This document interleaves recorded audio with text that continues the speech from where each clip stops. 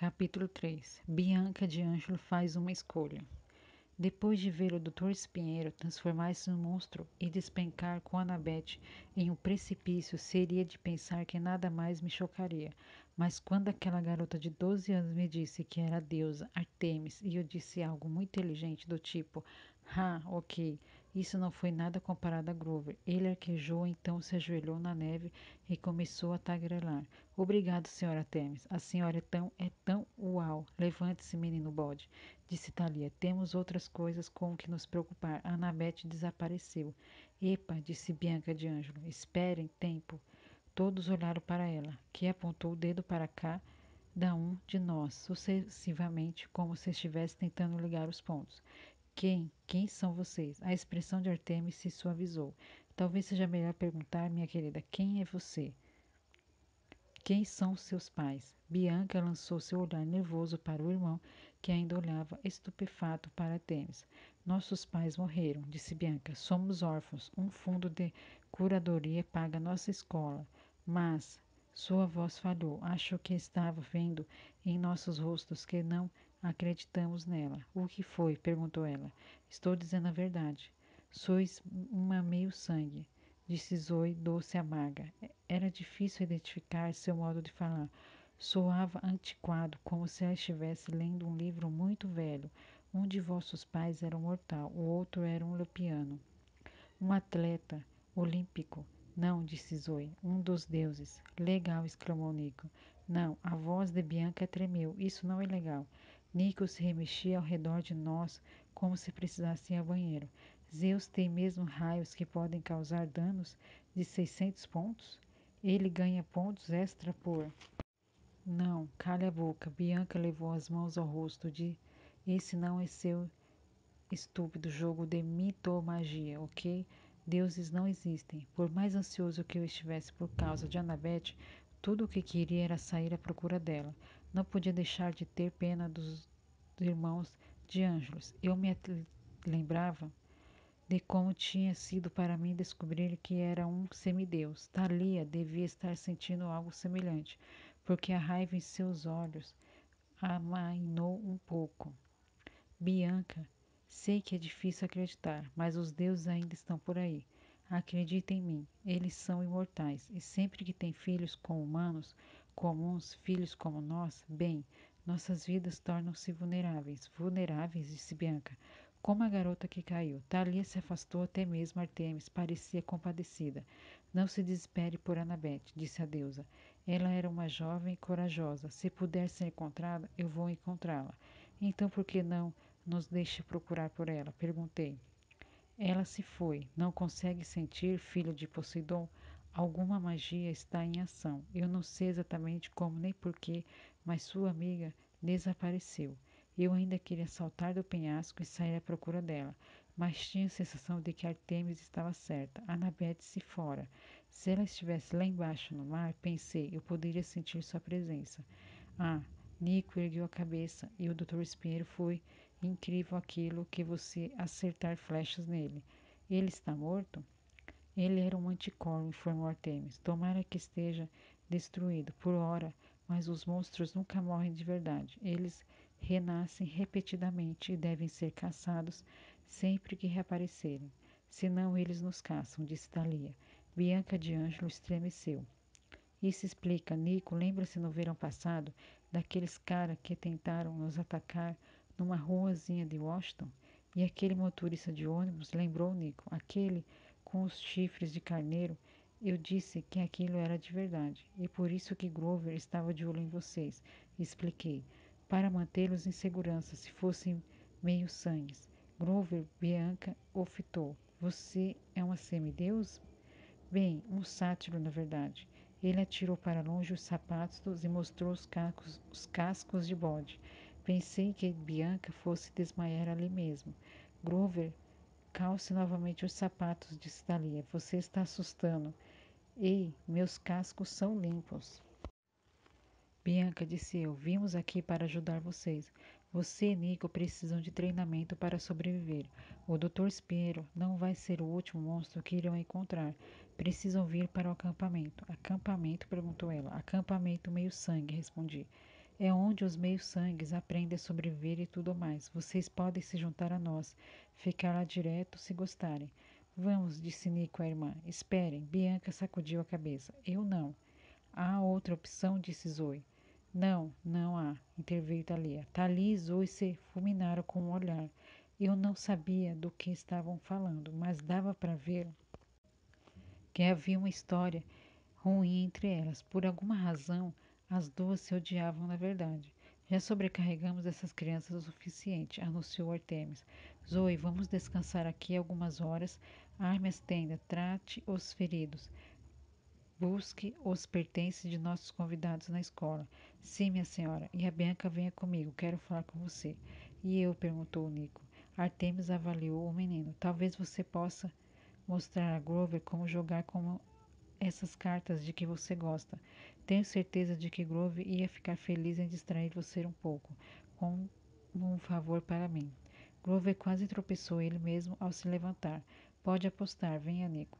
Nick e Grover se afastaram em direção da floresta falando sobre pontos e classificações e um monte de outras coisas estranhas. Artemis conduziu uma confusa Bianca ao longo de penhasco. As caçadoras começaram a desfazer as mochilas e a montar os acampamentos. Zoe lançou Thalia mais um olhar de raiva, então partiu para supervisionar as atividades. Assim que ela se foi, Thalia bateu o pé em frustração. A ousadia dessas caçadoras. Elas acham que são tão... Estou com você, disse eu. Não confio. Ah, você está comigo? Thalia virou-se para mim, furiosa. O que você está pensando lá no ginásio? Percy. Que ia encarregar o Dr. Espinheiro sozinho? Você sabia que ele era um monstro. Se tivesse ficado junto, poderíamos tê-lo vencido sem que as caçadoras se envolvessem. Annabeth poderia ainda estar aqui. Você pensou nisso? Meu maxilar se contraiu.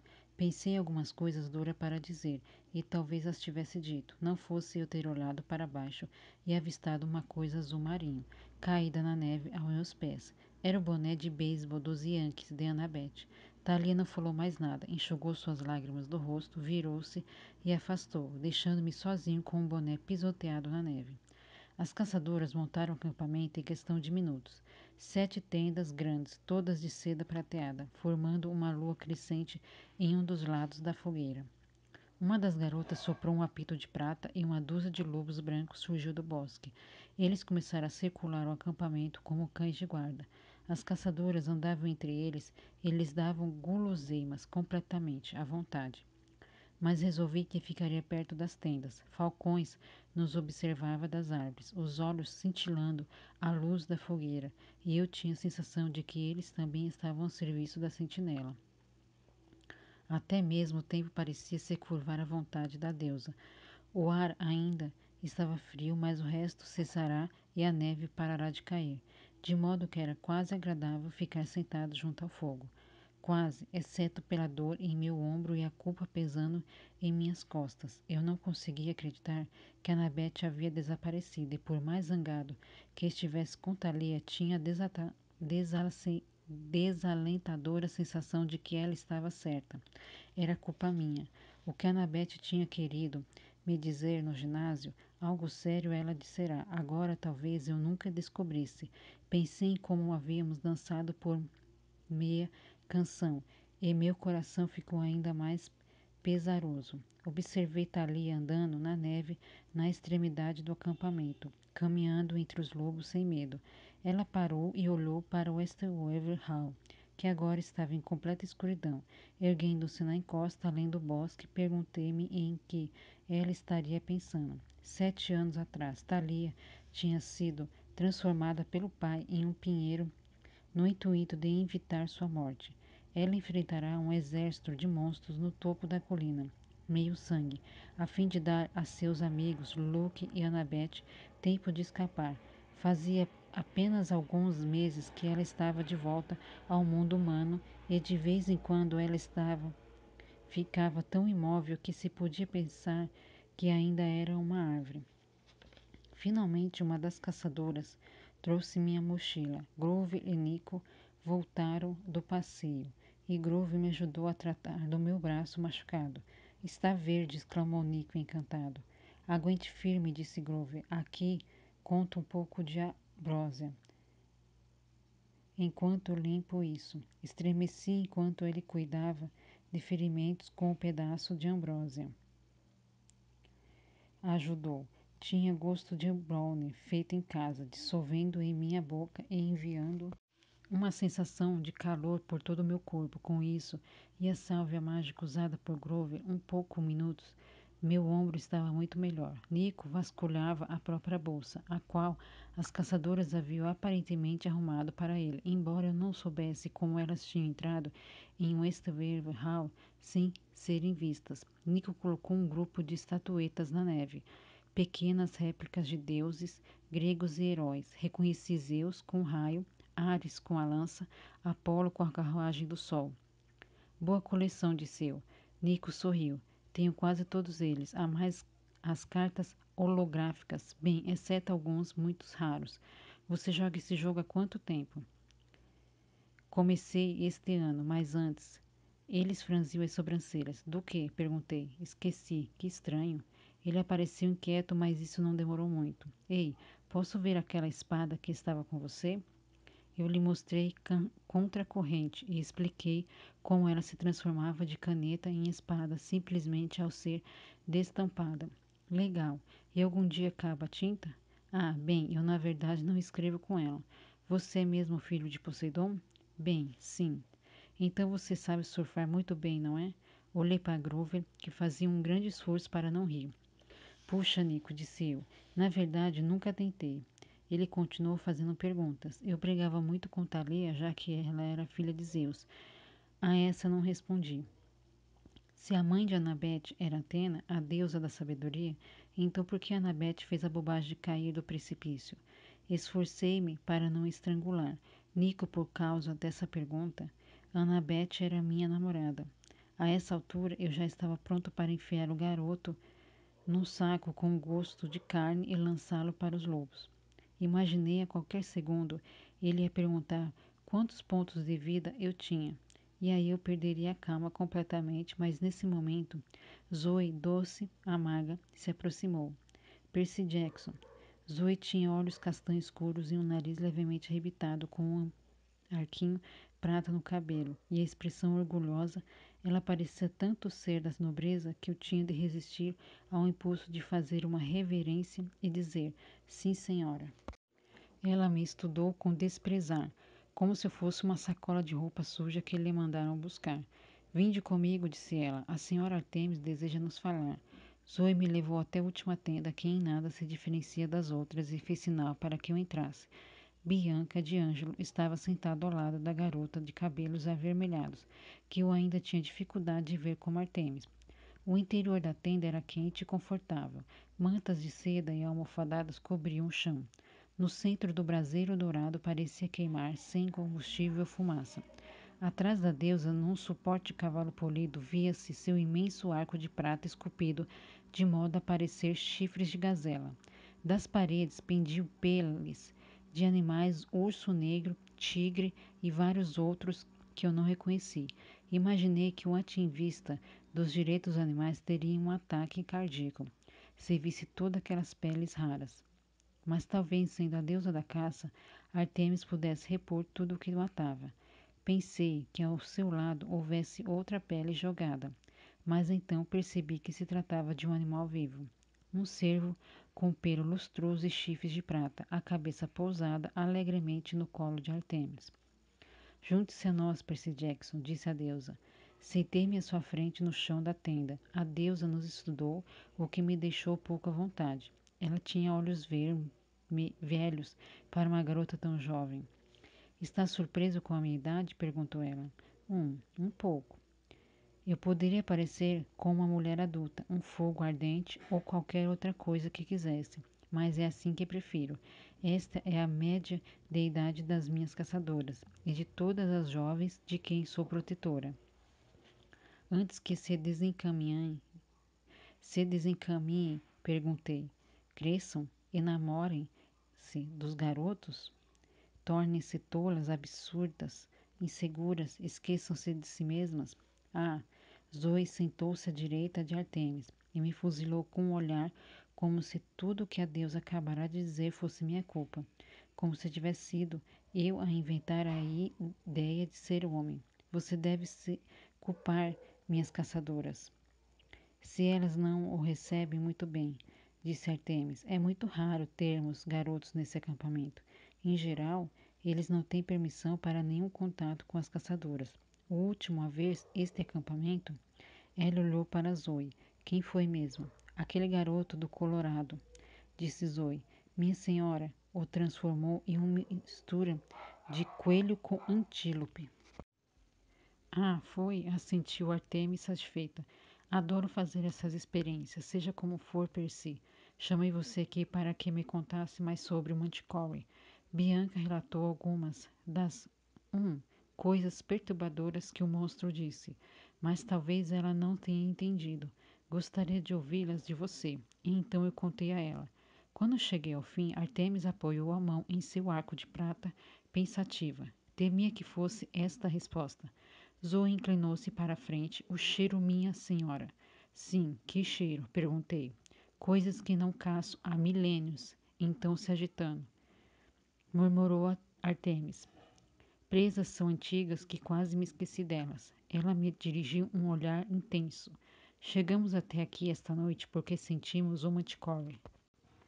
Mas não era ele que o procurava. Conte-me outra vez exatamente o que o Dr. Espinheiro disse. Odeio esses bailinhos de escola. Não, não, depois disso. Ele disse que alguém chamado General ia me explicar tudo. O rosto de Zoe perdeu a cor. Ela se virou para Artemis e começou a dizer alguma coisa, mas a deusa ergueu a mão. Continue, Percy, disse ela. Bem, então Espinheiro começou a falar da grande correção. Comoção, corrigiu Bianca. Ele disse, logo vamos ter o monstro mais importante de todos, aquele que irá provocar a queda do Olimpo. A deusa ficou tão imóvel que parecia ter virado uma estátua. Talvez ele estivesse mentindo, falei. Artemis balançou a cabeça negativamente. Não, ele não estava. Demorei muito para perceber os sinais. Preciso caçar este monstro. Zoe precisa estar se esforçando muito para não demonstrar medo, mas assentiu. Vamos partir imediatamente, minha senhora. Não, Zoe. Tenho de fazer isso sozinha. Mas Artemis, essa tarefa é perigosa demais para até as caçadoras. Você sabe onde devo começar minha busca? Não, pode ir até lá comigo. Como? Como quiser, minha senhora. Vou encontrar essa criatura, jurou Artemis, e vou trazê-la de volta ao Olimpo por ocasião do solstício de inverno. Será a prova de que preciso para convencer o Conselho dos Deuses do perigo que temos à nossa frente. Você sabe como é o monstro? Perguntei. Artemis agarrou seu arco. Rezemos para que eu esteja errada. As deusas podem rezar? Perguntei, pois nunca pensará a esse respeito.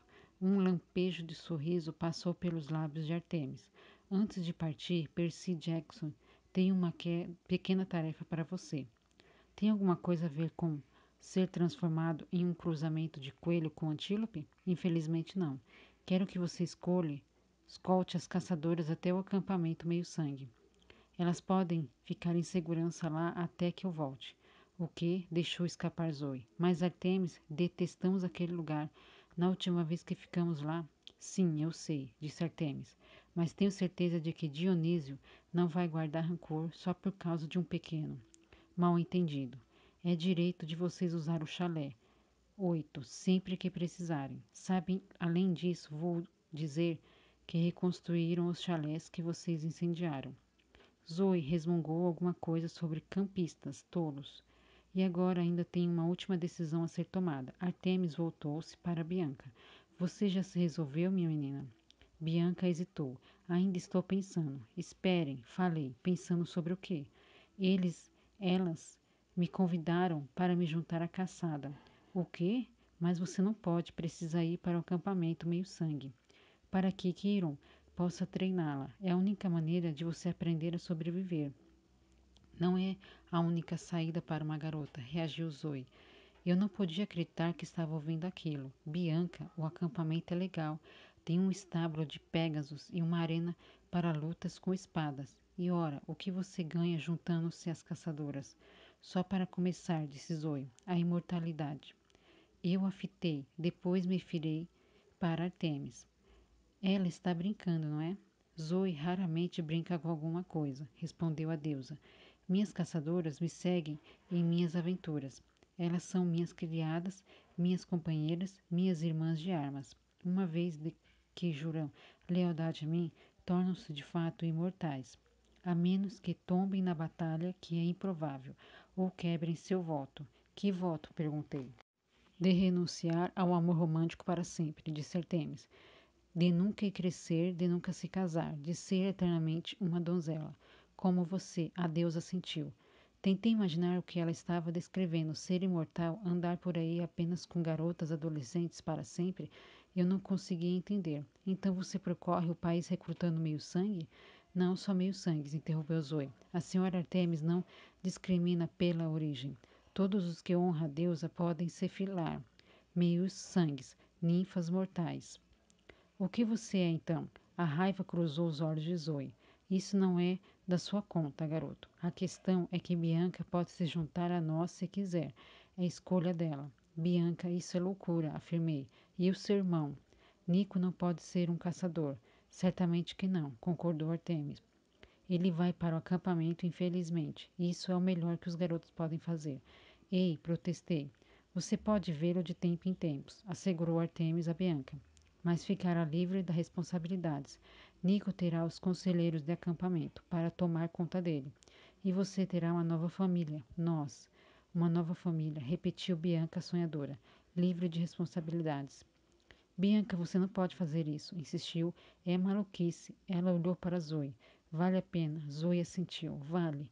O que eu preciso fazer? Repita, disse-lhe Zoe. Eu me comprometo com a deusa Artemis. Eu me comprometo com a deusa Artemis.